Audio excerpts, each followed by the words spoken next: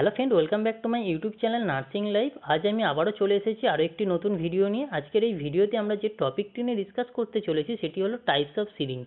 সবার প্রথমে আমরা দেখব টাইপস অফ সিরিঞ্জ, অর্থাৎ সিরিঞ্জ কত ধরনের হয়। এরপর দেখব ইউজেস অফ সিরিঞ্জ, কোন ক্ষেত্রে আমরা সিরিঞ্জের ইউজ করে থাকি, এবং সবশেষ দেখব পার্টস নেম অফ সিরিঞ্জ, সিরিঞ্জের কোন পার্টকে কি বলা হয়। আপনি যদি আমার চ্যানেলে নতুন হয়ে থাকেন তাহলে চ্যানেলটি সাবস্ক্রাইব করে রাখবেন। তাহলে চলুন ভিডিওটি শুরু করা যাক। প্রথমে আমরা দেখব সিরিঞ্জের ডেফিনেশন। সিরিঞ্জের ডেফিনেশন কি? সিরিঞ্জের ডেফিনেশন হলো a plastic or glass tube with a needle that is use for taking a small amount of blood out of the body or for putting drugs into the body. একটি plastic কিংবা গ্লাসের tube যেটির সঙ্গে একটি needle attach করা থাকে, যেটি আমাদের শরীর থেকে ব্লাড কালেক্ট করার কাজে ব্যবহার করা হয় এবং আমাদের শরীরে মেডিসিন দেওয়া ব্যবহৃত হয়, সেটিকে আমরা সিরিঞ্জ বলছি। তাহলে সিরিঞ্জ হলো আমাদের শরীর থেকে ব্লাড কালেক্ট করা বা আমাদের শরীরে মেডিসিন দেওয়ার কাজে যেটি ব্যবহার করা হয় সেটি হলো আমাদের সিরিঞ্জ। এরপর টাইপস অফ সিরিঞ্জ, কত ধরনের সিরিঞ্জ হয়। ফার্স্ট সবথেকে ছোট সিরিঞ্জ হলো 1 ml সিরিঞ্জ, তারপর আসে 2 ml, 3 ml, 5 ml, 10 ml, 20 ml, 30 ml এবং 50 ml সিরিঞ্জ। এছাড়াও আরও একটি সিরিঞ্জ পাওয়া যায় যেটি হলো টামি সিরিঞ্জ। এবারে আমরা দেখব ইউজেস অফ সিরিঞ্জ, সিরিঞ্জের ব্যবহার।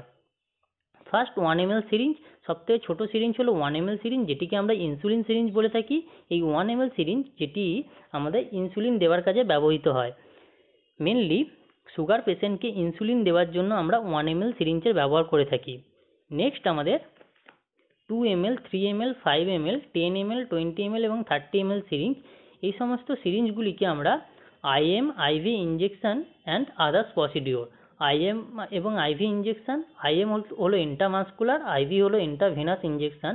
এগুলি ছাড়াও আদার্স মেডিকেল প্রসিডিওরে আমরা এই সমস্ত সিরিঞ্জগুলির ইউজ করে থাকি। তবে যদি IM ইঞ্জেকশন আমরা হাতে দিই তাহলে কেবলমাত্র 2 ml সিরিঞ্জের ব্যবহার করব, এবং IM ইঞ্জেকশন যদি আমরা কোমরে দিই তাহলে 3 থেকে 5 ml সিরিঞ্জ, 5 ml এর বেশি সিরিঞ্জ কখনোই ইউজ করব না। এরপর আমরা আসবো 50 ml syringe. 50 ml syringe use for feeding. 50 ml সিরিঞ্জকে আমরা ফিডিং দেওয়ার কাজে ব্যবহৃত করি। যে সমস্ত পেশেন্টের এনজি টিউব করা থাকে, তারা নিজে মুখে খেতে পারে না, সেই সমস্ত পেশেন্টকে খাওয়ানোর জন্য আমরা 50 ml সিরিঞ্জের ব্যবহার করে থাকি। এছাড়াও সিরিঞ্জ পাম্পে এই 50 ml সিরিঞ্জ ব্যবহার করা হয়। এবং সবশেষ যেটি বলেছিলাম টামি সিরিঞ্জ, এটি হলো টামি সিরিঞ্জ। এই সিরিঞ্জের সামনের পার্ট অন্য সিরিঞ্জের থেকে মোটা হয়, এটি ইভাকুয়েন্ট এবং ইরিগেশনের কাজে ব্যবহার করা হয়। এরপর আমরা পার্টস নেম অফ সিরিঞ্জ, সিরিঞ্জের পার্টসগুলির নাম জানবো এবং সেগুলিকে চিনব। সিরিঞ্জের এই পার্টটি হলো প্লাঞ্জার, প্লাঞ্জারের উপরের এই পার্টটিকে আমরা এয়ারটাইট রাবার বলবো। প্লাঞ্জারটি যে টিউবটির মধ্যে থাকে সেটি হলো ব্যারেল, ব্যারেলের গায়ের এই মার্কিংগুলিকে স্কেল বলা হয়, এবং সামনের এই সরু পার্টটি হলো কানেক্টর, যেটির সঙ্গে নিডলটি কানেক্ট করা হয়। সিরিঞ্জের এই পার্টটি হলো নিডল, এবং নিডলের সঙ্গে ক্যাপ থাকায় পুরোটিকে আমরা ক্যাপ উইথ নিডল বলছি।